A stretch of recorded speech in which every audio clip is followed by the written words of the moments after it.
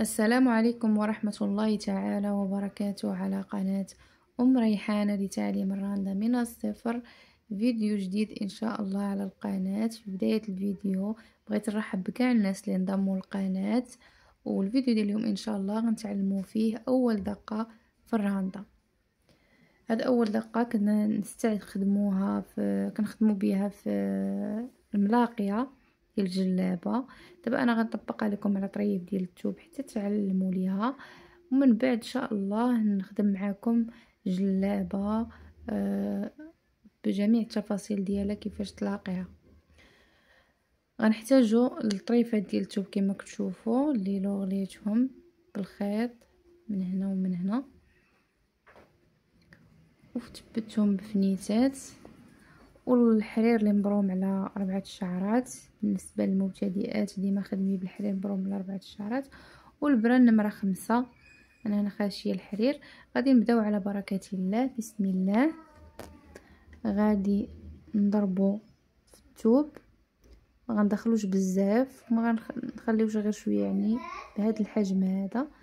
غادي ندخل البره وغنخلي الخيط ما نخرجوش كامل، غنخليها الدائره وكنخشي فيها البره بهذه الطريقه وكنطلع. غادي نجي مقابله معاها وغادي نضرب هنا ونرسموا هاد الدائره هذه كما سبق لي شرحت لكم في الفيديو اللي فات. ديما كنرسموها هاد الدائره وكنضرب مقابله مع الخيط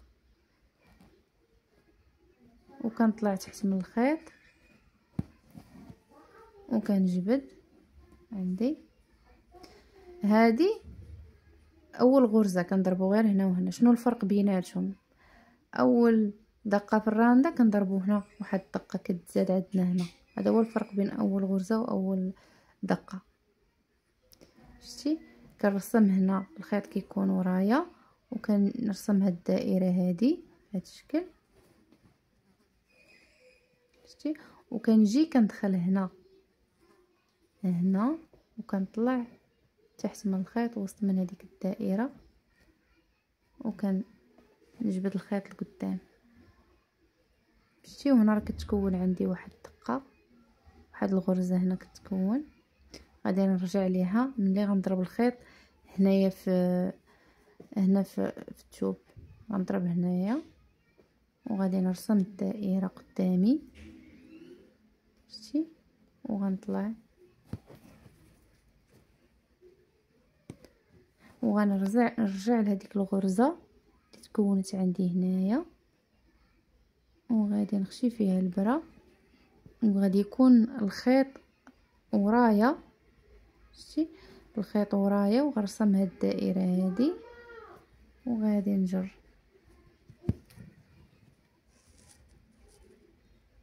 شتي كتكون عندي تاني هنا غرزه. شتي وكنبقى ديما نرجع كنضرب فيها. غنضرب في الثوب هنا دائره قدامي ديما، نضرب في الثوب ونطلع. شتي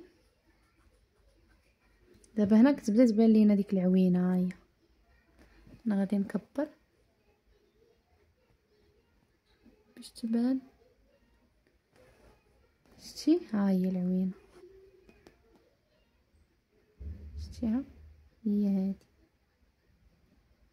هي العوينه كتكون. غادي نرجع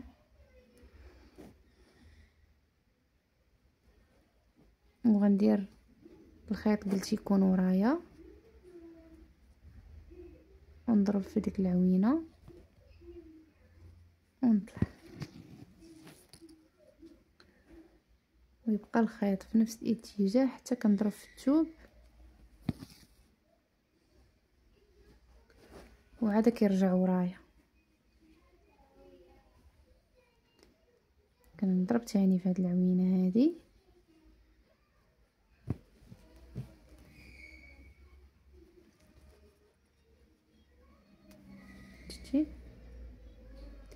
وكنضرب ثاني هنا، يبقى الخيط ورايا حتى كنضرب في الثوب عاد كيرجع للجهه الاخرى. ديما الخيط كيبقى ورايا. شتي دابا ولا الخيط ثاني ورايا، غنضرب في هاد العوينه هادي تحت من الخيط وسط من الدائره، وكنجبد لقدام.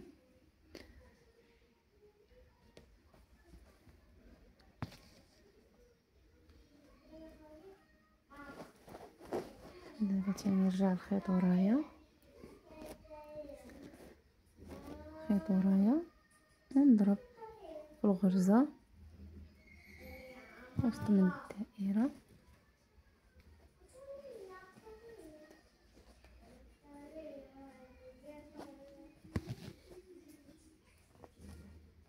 شتي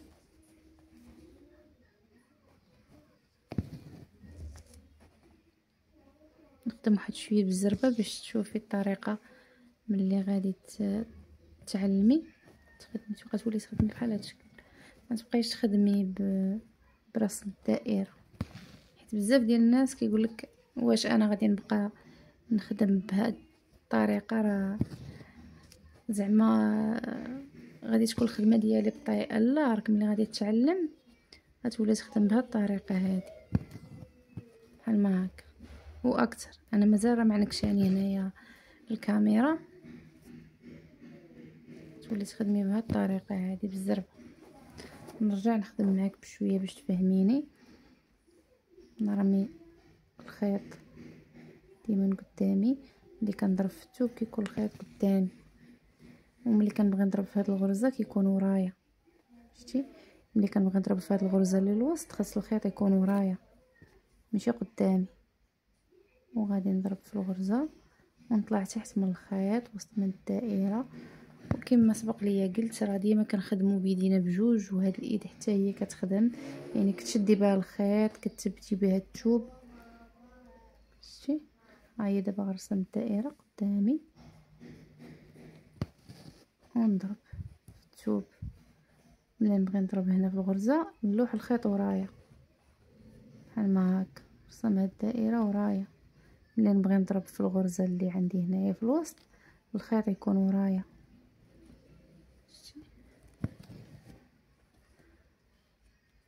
بالشكل هذا. هنا ملي كنضرب في الثوب الخيط كيكون قدامي، يعني كيبقى في نفس الاتجاه.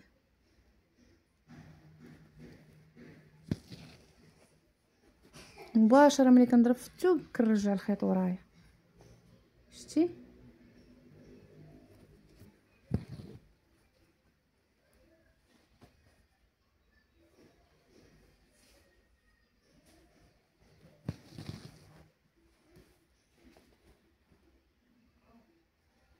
هاهو دابا تاني هنا نرجع ورايا الخيط وغنضرب في العوينه.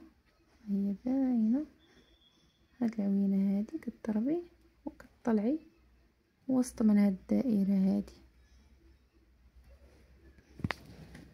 ومع التكرار راه صافي، يعني مع التكرار كتبقاي كتخدمي وتعاودي وتخدمي وتعاودي، راه كتدخل لك زعما الخدمه لراسك وكتولي تخدمي بسلاسه. تقدري غير هاد الطريف ديال الثوب هذا تبقاي تعلمي فيه، يعني تخدمي وتعاودي تقطعي وتعاودي ثاني تخدمي وتعاودي تقطعيه، فهمتي؟ حتى تعلمي، ما تمليش من المره الاولى تقولي لا راني ما فهمتش، راه ما دخلش ليا هادشي لراسي. حتى حاجه ما سهله وحتى حاجه ما صعيبه، يعني اي حاجه كتبغي الصبر، كتبغي الصبر وراك غادا تعلمي ان شاء الله.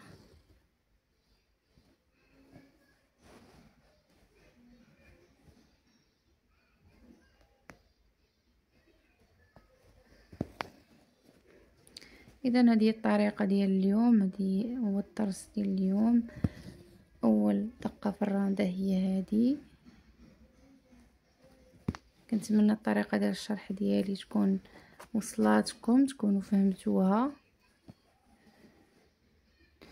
كنشكركم على متابعة الفيديو حتى النهاية،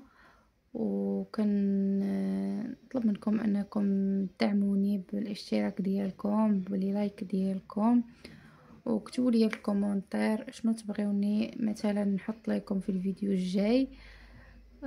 كنقول لكم بسلامة عليكم، فيديو جاي ان شاء الله، الى اللقاء.